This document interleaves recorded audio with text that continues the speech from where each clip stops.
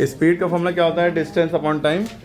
Distance की unit, अब अगर पूछी जाए स्पीड की यूनिट क्या होती है, तो डिस्टेंस की यूनिट मीटर होती है, टाइम की सेकेंड। तो मीटर पर सेकेंड, इसको ऐसे भी लिख सकते हैं, मीटर इंटू सेकेंड माइनस 1। इसको भी मीटर पर सेकेंड पढ़ते हैं, यानी नीचे सेकेंड की पावर 1 है, ऊपर जाएगी, ये डिवाइड में 1 है, मल्टीप्लाई में ये डॉट माने मल्टीप्लाई हो गई, नीचे से ऊपर गई, पावर बदल गई, माइनस में हो गई, मीटर पर सेकेंड। ठीक है। अच्छा, डिस्टेंस और डिस्प्लेसमेंट में क्या डिफरेंस होता है ये भी बताइए। ये स्पीड का फॉर्मूला हो गया। अगर यहाँ से हम डिस्टेंस का फॉर्मूला बनाए तो टाइम को स्पीड से मल्टीप्लाई कर दिया, तो डिस्टेंस का फॉर्मूला क्या बन गया? डिस्टेंस का फॉर्मूला बन गया स्पीड इंटू टाइम। अगर हमें टाइम का फॉर्मूला निकालना है तो टाइम को इधर भेजिए और स्पीड को इसी जगह इधर भेज दिए, तो टाइम का फॉर्मूला क्या बन गया? Distance upon speed. अच्छा, इन अगर डिस्टेंस की यूनिट पता करनी है तो डिस्टेंस की यूनिट क्या होती है? किलोमीटर, और टाइम की यूनिट क्या होती है? सेकेंड। अच्छा, आप कहेंगे सर डिस्टेंस यूनिट किलोमीटर के अलावा भी होती हैं, तो मीटर भी होती है, सेंटीमीटर भी होती है, मिलीमीटर भी होती है, माइक्रोमीटर भी होती है, नैनोमीटर भी होती है, पीकोमीटर भी होती है, फेम्टोमीटर भी होती है, और छोटे चलते चले जाएंगे, दिखाई नहीं देंगे, इतनी छोटी छोटी यूनिट होती है। टाइम की यूनिट सेकेंड भी होती है, मिनट भी होती है, आर भी होती है, माइक्रो सेकेंड, मिली सेकेंड, नैनो सेकेंड, ऐसी वो भी बहुत छोटी छोटी टाइम की यूनिट होती जाती हैं। समझ में आ रही बात? तो छोटी से छोटी यूनिट होती है, बड़ी से बड़ी यूनिट होती है, लेकिन आपको फिजिक्स में ज़्यादातर यूनिट्स एम के एस में रखनी है। लेंथ की यूनिट मीटर, मास की किलोग्राम, टाइम की सेकंड। एक एसआई चीज़ होती है, एसआई मतलब होता है सिस्टम ऑफ इंटरनेशनल। तो इंडिया में ज़्यादातर एम के एस सिस्टम चलता है, ये भी याद रखिएगा। अब हम ये समझ गए कि इसकी चीज़, एक चीज़ होती है एवरेज स्पीड, इसका भी फार्मूला होता है एवरेज स्पीड। एवरेज स्पीड का मतलब, स्पीड का फार्मूला क्या होता था? Distance upon time. एवरेज इसकी जब फार्मूला लगाया जाता है, total distance upon total time, total time. अब इसका मतलब भाई, जब स्पीड का फार्मूला पता है तो एवरेज स्पीड का क्यों बनाया गया फार्मूला? तो इसके पीछे की वजह यह है कि भाई आप यहाँ से अमीनाबाद गए या गोमती नगर गए, फन मॉल गए, कहीं भी गए, प्रमोट नहीं कर रहे, तो आप कभी धीरे गए, कभी तेज़ गए, कभी आप इधर गए उधर गए, कहीं मोड़ गए, तो ये सारी डिस्टेंस ऐड होंगी। यहाँ 2 किलोमीटर, 3 किलोमीटर ऐसे गए, फिर 4 किलोमीटर ऐसे गए, और टोटल टाइम कितना लगा? कभी धीरे चले कभी तेज़ चले, तो टाइम भी एक साथ नहीं चले, है ना? तो total distance upon total time, इसलिए एवरेज स्पीड आपकी पता चल जाएगी। ठीक, आप लोग एक चीज़ समझ गए कि भाई स्पीड का फॉर्मूला डिस्टेंस अपॉन टाइम है। एक चीज़ वेलोसिटी होती है, क्या होती है?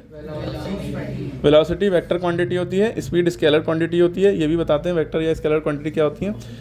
वेलोसिटी का फॉर्मूला होता है डिस्प्लेसमेंट अपॉन टाइम। क्या होता है? Displacement upon time. अच्छा, स्पीड का फॉर्मूला होता है डिस्टेंस अपॉन टाइम, लेकिन वेलोसिटी का फॉर्मूला है डिस्प्लेसमेंट अपॉन टाइम। ठीक है। डिस्प्लेसमेंट और डिस्टेंस में क्या फ़र्क होता है? डिस्टेंस यानी कि यहाँ से आप स्कूल गए, 2 किलोमीटर, वापस आए 2 किलोमीटर, ये हो गया 4 किलोमीटर टोटल आपने डिस्टेंस ट्रैवल की। लेकिन डिस्प्लेसमेंट का मतलब क्या है? अगर आप यहाँ से स्कूल गए 2 किलोमीटर, वापस आए 2 किलोमीटर, तो ये 2 में से 2, यानी कि आपने डिस्प्लेसमेंट कुछ नहीं किया, ज़ीरो वहीं पे है। ठीक है। इसमें जितना गए उतना ही आ गए तो ज़ीरो हो जाता है मामला। डिस्टेंस में ये नहीं होता, डिस्टेंस में सब ऐड होता है। या डिस्प्लेसमेंट का मतलब ये भी समझ सकते हैं, ये स्कूल है आपका, ये आपका घर है।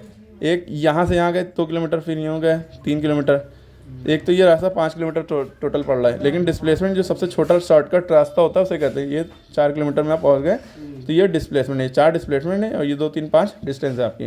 तो दोनों में फ़र्क समझ में आया? डिस्प्लेसमेंट और डिस्टेंस क्या है? दोनों की यूनिट मीटर होती है। जैसे डिस्टेंस यूनिट मीटर, डिस्प्लेसमेंट की यूनिट भी मीटर, लेकिन एक स्पेसिफिक डायरेक्शन में होता है। टाइम की यूनिट सेकेंड, तो मीटर पर सेकेंड इसका भी यूनिट हो गई। समझ में आ गई बात? डिस्प्लेसमेंट का फॉर्मूला पूछेंगे वेलोसिटी इनटू टाइम, टाइम का फॉर्मूला पूछेंगे डिस्प्लेसमेंट अपॉन वेलोसिटी, इसी की तरह। यहाँ तक के समझ में आ गई बात? अच्छा, वेलोसिटी के बाद अगर एक्सेलरेशन की बात होती है, एक्सेलरेशन मतलब change in velocity upon time taken, change in velocity upon time taken, इसका ये फॉर्मूला है, time taken. Change in velocity का मतलब final velocity minus initial velocity upon time, v minus you upon T. इसकी भी unit होती है metre पर सेकंड स्क्वायर। इसकी यूनिट में क्या है? स्क्वायर लग जाता है सेकंड में। और वेलोसिटी की यूनिट खाली मीटर पर सेकंड होती है, और डिस्टेंस की यूनिट भी मीटर पर सेकंड होती है, लेकिन इसकी यूनिट में पावर 2 लग जाती है। ठीक है। एक्सेलरेशन में याद रहेगा। एक चीज़ होती है रिटार्डेशन, मतलब होता है ब्रेक लगाना, यानी कि वो ब्रेक मतलब स्पीड को कम करना। कुल मिला के एक्सेलरेशन को उल्टा कहलाता है रिटार्डेशन। इसका आंसर माइनस में होता है रिटार्डेशन का। ठीक है। तो इतना समझ में आया अभी? और इसको ऐसे भी लिख सकते हैं, delta we, change in velocity का मतलब डेल्टा वी अपॉन टी, ऐसे भी लिख सकते हैं। ठीक है। डेल्टा माने होता है चेंज, यानी कि कितना चेंज आया यहाँ से। तीर 10 की रफ्तार में चले गए, फाइनल वेलोसिटी 50 की है, ठीक है। उसके बाद आपको ये याद होना चाहिए, first equation of motion v equal to u plus a t, second equation of motion होती है s equal to u t plus half a t square, third equation of motion होती है v स्क्वायर बराबर u square plus 2as, जहाँ v final velocity होता है, u initial velocity, a acceleration, t time, s speed नहीं होता है, s displacement होता है, ये भी याद रखिएगा, ठीक है। समझ में आई बात। ये जब है जब एक्सेलरेशन यूनिफॉर्म हो और आप लीनियर मोशन कर रहे हो, स्ट्रेट लाइन में ऐसे चल रहे हैं, ठीक है। अगर आप कोई बॉडी फ्री फॉलिंग यानी नीचे गिर रही है तो चेंजेस आते हैं, एक की जगह पर जी लिख देते हैं, एक की जगह जी लिख देते हैं, यही क्वेश्चन लगी। कोई बॉल ऊपर से नीचे गिर रही है, फ्री फॉलिंग बॉडी है, तो ये इक्वेशन चेंज हो जाती हैं, क्योंकि यूँ जा रहे हैं तो एक्सेलरेशन देखा जाएगा, लेकिन जब कोई चीज़ नीचे गिर रही है तो पहली इक्वेशन हो जाएगी वी बराबर यू प्लस जी टी, फिर दूसरी इक्वेशन हो जाएगी s is equal to u t plus half g t square, यानी कि ए की जगह जहाँ जहाँ ए वहाँ जी हो गया।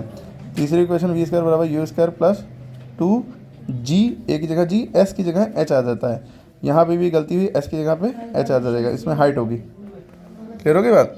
अगर आपने बॉल ऊपर को फेंकी है, थ्रोइंग अपवर्ड या प्रोजेक्ट अपवर्ड है ऊपर की तरफ, तो जहाँ जहाँ प्लस है वहाँ माइनस कर दिए, v is equal to u minus g t, जहाँ प्लस है यहाँ माइनस हो गया, एच इज इक्वल टू, दोनों में हाइट की बात होगी, u t minus half g t square, v square बराबर यू स्क्वायर माइनस 2gh, ठीक है। ये हो गया।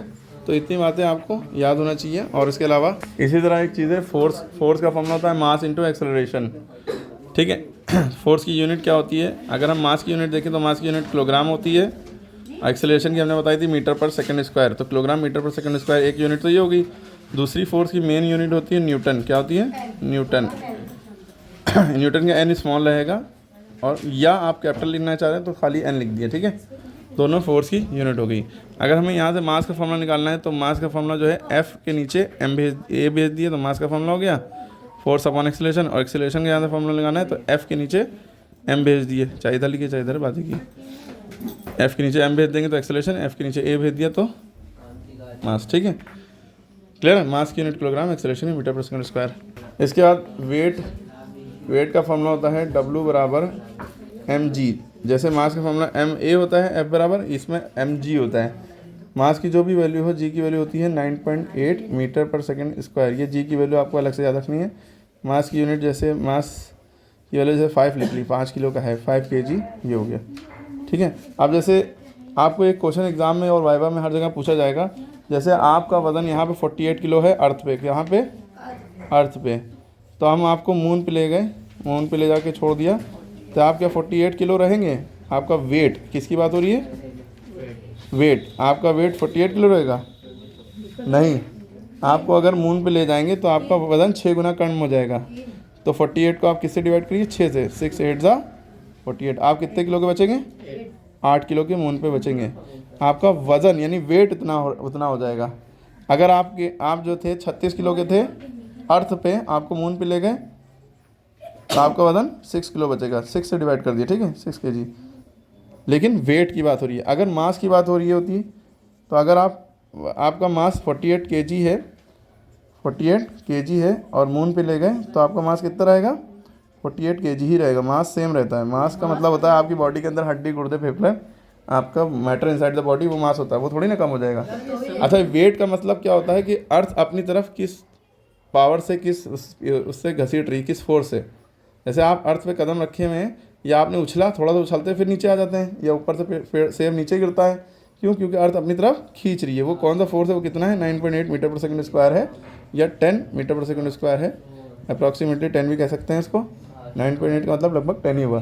तो इतने फोर्स से अर्थ अपनी तरफ खींच रही है, तो इसलिए हमारा जितना वजन है उसको इससे मल्टीप्लाई कर दो तो पता चल जाता है कि हमारा वेट कितना है।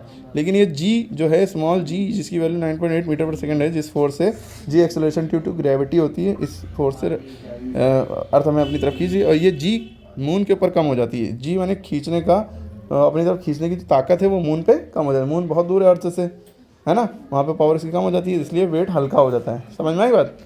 इसके बाद देखिए एक चीज़ आपको अलग से याद रखनी है, मोमेंटम। मोमेंटम का फॉर्मूला क्या होता है, मोमेंटम को पी कहते हैं, और इसका फॉर्मूला होता है मास इंटू वेलोसिटी। इसकी यूनिट होती है, मास की यूनिट भाई किलोग्राम हो गई, वेलोसिटी की मीटर पर सेकंड। मोमेंटम मतलब जैसे हमने एक बॉल ली, उसको आपकी तरफ फेंका, तो बॉल मान लो 500 ग्राम की थी, और ये मास हो गया इसका, और ये मूव कर रही है, क्या कर रही है, मूव। तो मोमेंटम होता क्या है, कोई पूछे तो मूविंग मास, मूव करता हुआ मास इज कॉल्ड मोमेंटम। ठीक है, इसका फॉर्मूला P = mv होता है, इसकी यूनिट किलोग्राम मीटर पर सेकेंड होती है। क्लियर होगी बात। फिर इसके बाद इम्पल्स होता है J = F × T, मतलब जब बहुत तेज़ फोर्स बहुत कम टाइम के लिए लगे, जैसे हमने आपके खींच के कंटा मारा बहुत तेज़, एकदम बहुत तेज़ मारा, छट्टे से पड़ा, पट्टे से हेडशॉट, तो ये आपका मोमेंटम होंगे। तो फोर्स की यूनिट क्या होगी, न्यूटन, टाइम की यूनिट सेकेंड। तो याद रखिएगा, इम्पल्स का जो वो होता है यूनिट न्यूटन × सेकेंड होती है, और फोर्स × टाइम उसका फॉर्मूला होता है। अब इसको डेल्टा P भी कह सकते हैं, लेकिन ये ऐसे याद रखिएगा, न्यूटन × सेकेंड इम्पल्स का फॉर्मूला होता है। वर्क मानी क्या होता है भाई, आप खाना बनाते हैं, बर्तन धोते हैं, या जो भी करती हैं आप लोग, वो सब वर्क डेली लाइफ में है, लेकिन फिज़िक्स में ये सब वर्क नहीं है। फिज़िक्स में वर्क का मतलब है, अगर आप किसी चीज़ को धक्का दें, उस पर फोर्स लगाएं, तो वो मूव करे, यानी F × D हो, यानी कि फोर्स आपने लगाया और कुछ डिस्टेंस मूव किया। ये बॉक्स है, इसको आपने इधर से फोर्स लगाया, तो ये यहाँ पे रखा था, खिंचक के यहाँ पे आ गया, यहाँ से हट के आगे बढ़ गया ना, तो ये देखिए इतना मोशन हुआ ना, ये D कहलाता है। ठीक, जितना फोर्स लगाया कितना मोशन हुआ इन दोनों को, ठीक है, ये वर्क कहते हैं। और वर्क की यूनिट क्या होती है भाई, फोर्स की यूनिट न्यूटन होगी, डिस्टेंस यूनिट मीटर होगी, तो एक वर्क की यूनिट ये हो गई। वर्क की दूसरी यूनिट होती है जूल, क्या होती है, जूल। जब जूल लिखेंगे तो स्मॉल J से लिखेंगे, JOULE, लेकिन जब एक लेटर से शो करेंगे तो कैपिटल J, वरना कैपिटल J से अगर जूल लिख देंगे वो साइंटिस्ट का नाम हो जाएगा। समझ में आ गई। वर्क का मतलब क्या होता है, किसी चीज़ पे अगर हम फोर्स लगाएं और मूव कर दें, तो अगर हम दीवार पे धक्का दे रहे हैं, जाली धक्का लगाओ, क्या मूव करेगी, तो चाहे जितनी ताकत लगा दे पॉटी निकल जाएगी, लेकिन वर्क नहीं होगा, वर्क ज़ीरो रहेगा। ठीक, अब इसके बाद हम आते हैं पावर पे। पावर कितना, पावर का मतलब होता है, कोई पूछे what is power, power is the rate of doing work. Power क्या होता है, रेट ऑफ डूइंग वर्क, यानी कि काम करने की रफ्तार। एक हट्टा कट्टा आदमी है, स्टेमिना बहुत है ना, वो एक काम को 5 मिनट में कर दे रहा है, और आप कि स्टेमिना बहुत कम है, वही उस काम को आप 10 दिन में कर रहे हैं या 2 घंटे में कर रहे हैं, तो आपका पावर उसके पावर से कम है। तो power is the rate of doing work. Work क्या है, फोर्स इनटू डिस्प्लेसमेंट। समझ में आ गया फ़र्क। तो power is the rate of doing work, इसका फॉर्मूला होता है, पावर को P से शो करते हैं, वर्क अपॉन टाइम, W/T इसका फॉर्मूला हो गया। पावर का फॉर्मूला क्या होता है, वर्क अपॉन टाइम। अब वर्क की यूनिट क्या होती है, अभी हमने बताया जूल, और टाइम की यूनिट क्या होती है, सेकेंड, S भी लिख सकते हैं, जूल पर सेकेंड। पावर की दूसरी यूनिट क्या होती है, वाट। पावर की दूसरी यूनिट क्या होती है, वाट। पता है पावर की तीसरी यूनिट क्या होती है, कमेंट बताइएगा। एनर्जी क्या होती है, अगर कोई पूछे, capacity to do work, capacity to do work, काम करने की क्षमता। ये कितनी तेज़ आप कर रहे हैं काम, वो पावर है, और कितनी क्षमता आपकी ताकत है, कितनी देर तक आप कर सकते हैं काम, वो एनर्जी है। समझ गए, समझना था ये। एनर्जी मैंने कैपेसिटी टू डू वर्क। अब ये 2 तरह की होती है, एक होती है काइनेटिक एनर्जी, एक होती है पोटेंशियल एनर्जी, एक होती है मैकेनिकल एनर्जी, है ना। Kinetic energy, capacity to do work by virtue of motion, motion की वजह से जो एनर्जी है वो काइनेटिक एनर्जी है। ठीक है, इसका फॉर्मूला होता है 12mv², यानी आप दौड़ रहे हैं तो काइनेटिक एनर्जी है। ठीक है, पोटेंशियल एनर्जी का फॉर्मूला होता है mgh, यानी जिसमें हाइट होगी, कोई भी चीज़ नीचे से उठा के ऊपर रख दी आपने, उसके अंदर पोटेंशियल एनर्जी आ गई, क्योंकि इसमें हाइट है, जितनी ज़्यादा हाइट होगी उतनी ज़्यादा पोटेंशियल एनर्जी उसके अंदर मानी जाएगी। ये जो जी चल रहा है, ये स्मॉल जी का मतलब होता है एक्सेलरेशन ड्यू टू ग्रेविटी। इसकी वैल्यू क्या होती है, 9.8 मीटर पर सेकेंड स्क्वायर। ठीक है, जो एक्सेलरेशन यू होता है वो जी न्यू होता है। ठीक है, नीचे से गिरना। मैकेनिकल एनर्जी होती है, जिनमें काइनेटिक एनर्जी और पोटेंशियल एनर्जी का सम कर देते हैं ना। अरे यही है ना, क्लियर हो गई। टाइप्स ऑफ एनर्जी इंग्लिश में बताएं। काइनेटिक एनर्जी क्या होता है, capacity of a body to do work by virtue of motion is called kinetic energy. Capacity of body to do work by virtue of position is called potential energy. तो sum of kinetic and potential energy is called mechanical energy. ठीक है, energy के बारे में। तो जैसे हमने बताया, वर्क की यूनिट जूल होती है, पावर की यूनिट वाट होती है या जूल पर सेकेंड होती है। इसी तरह एनर्जी की भी यूनिट जूल होती है। काइनेटिक एनर्जी हो चाहे पोटेंशियल एनर्जी हो, सारी एनर्जी की यूनिट जूल होती है। ठीक है, पोटेंशियल एनर्जी को ग्रेविटेशनल पोटेंशियल एनर्जी भी कह सकते हैं, इसका भी फॉर्मूला mgh ही रहता है। और मैकेनिकल एनर्जी आपको समझ में आ गई, पावर का फॉर्मूला समझ में आ गया। ठीक है, एफिशिएंसी भी एक चीज़ होती है, useful energy output upon total energy output into 100 वो अलग हो जाता है। साउंड एक चैप्टर है, उसमें एक फॉर्मूला देख लिए। साउंड में एक फॉर्मूला होता है V is equal to n lambda. Lambda उल्टा वाई को कहते हैं, वेवलेंथ होता है, लैम्डा माने वेवलेंथ। अरे जैसे ये है, ये पूरी वेव है, इस वेव की जितनी लंबाई है वेवलेंथ कहलाती है, ये लैम्डा है। इसकी यूनिट मीटर होती है, मीटर में नापा जाता है, ठीक है, एंगस्ट्रॉम में भी नापते हैं। यहाँ एन क्या है, फ्रीक्वेंसी है, इसीलिए कुछ बुक में V is equal to f lambda ये फॉर्मूला लिखा होता है। समझ में आ गई बात, V is equal to f lambda, V is equal to n lambda. V क्या है, वेलोसिटी ऑफ वेव या जो भी कह लिए। दूसरा फॉर्मूला साउंड चैप्टर में n is equal to 1/t है। n माने फ्रीक्वेंसी, टाइम माने टाइम पीरियड, ठीक है। n माने क्या है एक्चुअल में, फ्रीक्वेंसी। फ्रीक्वेंसी अगर पूछी जाए तो क्या होता है, number of oscillation made by oscillating body in 1 second. जैसे रबर बैंड ये पकड़ा, इधर से पकड़ा और यूँ का टन यूँ होता है ना, ये ऊपर जाता है फिर नीचे आता है, धीरे धीरे कम होने लगता है, फिर धीरे धीरे एकदम सिंगल सा ये बन जाता है। तो ये 1 सेकंड में कितनी बार यूँ हुआ और कितनी बार यूँ हुआ, कितनी बार यूँ हुआ, कितनी बार 1 सेकंड में, जल्दी जल्दी होता है ना, तो यही फ्रिक्वेंसी कहलाती है। 1 सेकंड में 20 बार हुआ तो 20 उसकी फ्रिक्वेंसी, 1 सेकंड में 10 बार हुआ 10 उसकी फ्रिक्वेंसी, ठीक है।